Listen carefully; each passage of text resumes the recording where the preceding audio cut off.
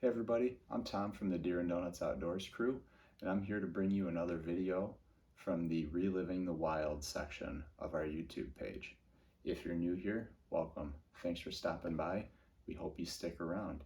We've got tons of videos, gear review, stories of our hunts, stories of some of our experiences, and we hope to add a ton more as time goes on. Also, we have an Instagram page, Deer and Donuts Outdoors. Hop on over there. You can check out our daily posts, a lot of pictures from our hunts, a lot of videos from our hunts, and also posts when we're going to have a YouTube video that goes live that day. So you can stick with us daily and see when we're going to be posting. If you're a grizzled vet to the channel, which I know most of you probably are, then this is my second story in the Reliving the Wild section.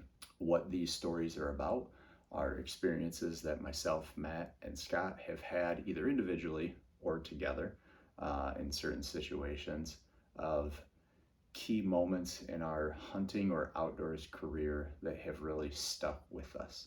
I can't put a number on it for you because every time you go out, there's the possibility that something new is going to happen. But this particular story for me was something that in the roughly 25 years I've been out in the woods, I've never had happen before. I hope to have it happen again because it was a really cool experience. But if I don't, I'm never going to forget this one. So let me set the scene for you a little bit. It's November. It is chilly outside, but not freezing.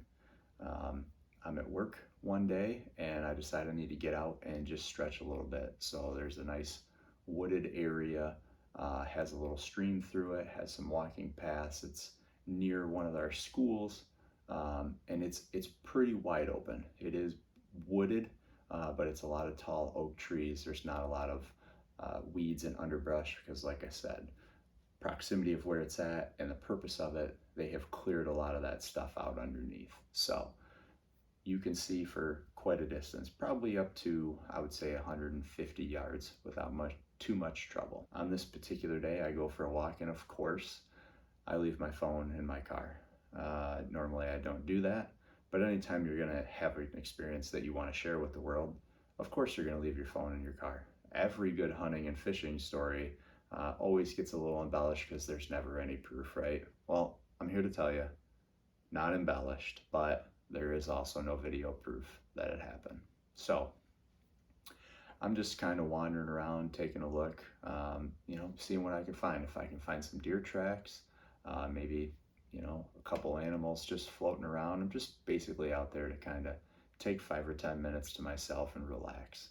So as I'm out there, I start kind of panning through towards the back of the wooded area, and I just so happen to see a fawn and a doe kind of making their way through the woods, totally oblivious to the fact that I'm there.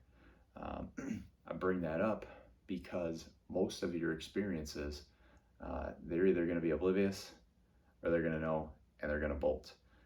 This is kind of an in-between moment. As I see them get closer, I kind of want to get a little bit better vantage point. And at this point, they're probably about 60 yards or so away from me. I hop up on a little log that's there so I can just get a little bit better view. By the time I hop up there, I'm standing still, trying not to move. I don't want to scare them. I don't want her to think that there's anything going on. I just want to watch. They probably mosey to, I would say, roughly 45 yards. Which is pretty close, close enough that you could shoot if you practice out to that distance, but far enough away that their poor vision, she definitely could see me, but she couldn't see what it was that she was dealing with. And the reason that that's important is for what she did next. Obviously, I brought up that she had a little fawn with her. It's her little baby. She's not letting anything happen to that baby if she can stop it. As they obviously turn a little bit more towards me and she notices my outline, she starts doing something that I have never experienced, as I said. She starts making this really short puffing sound out of her nose. I can't do it out of my nose. I did it more out of my mouth, but it's basically you're kind of a what that is a warning. Not to everyone else around her, but to me. She's basically telling me, you've come far enough. I don't know what you are, but I don't want you any closer to me or my little one. Add to that the fact that she's now also stamping her front paw or hoof down into the ground. A wheeze and a couple real short jabs into the ground, which dirt's kicking up. You can clearly hear the sound of her hoof hitting the ground. Again, we're in a pretty wide open area. The noise is carrying, and she's letting me know I don't need to be coming any closer than I am. And I don't. I stand there, I watch them for a little while. I notice that the fawn really doesn't seem interested. They're just living life, being a kid, munching on this, checking on that, doing whatever. But mom is standing right in her spot. She is not giving up. So I thought to myself, well, what do? I could back out. I could just continue to stand there and watch, which normally I would do. But I kind of decided I was just going to give it back to her.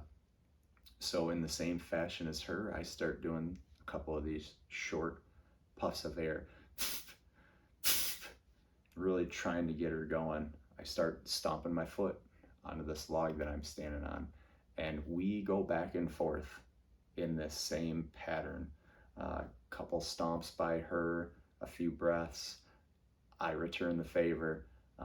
I would say roughly a minute, which doesn't seem like a long time when you're watching an entertaining video like this, right? But when you're out in the woods, just the two of you, 60 seconds is a really long time. I had never experienced anything like that. Usually, when they start to figure out that something's not right, 99% of the time, what you're gonna see is a quick bound in the opposite direction. You're gonna see their tail flick up, and you just watch them majestically bound away from you, ruining your hopes and chances of possibly getting a shot at them. But she didn't flick her tail and run away. She stood her ground. Again, it was just a super cool experience. It was something that I had never seen. But it was a moment that I will never forget. I do hope to see it again sometime.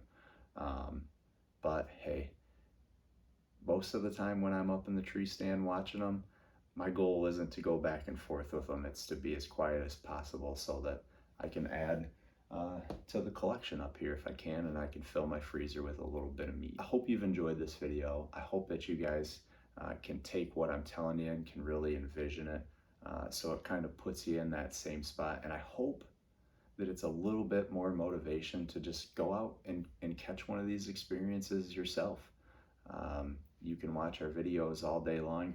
We'd really like it if you did.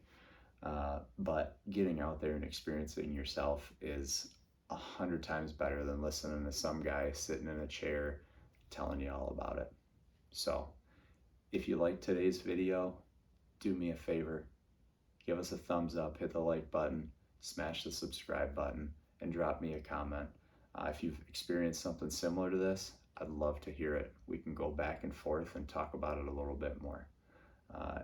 If YouTube's maybe not your thing, but you want to see daily posts, head on over to Deer and Donuts Outdoors on Instagram. You're going to see everything that we drop right over there. Thanks for stopping by. We hope you enjoyed it. Take care.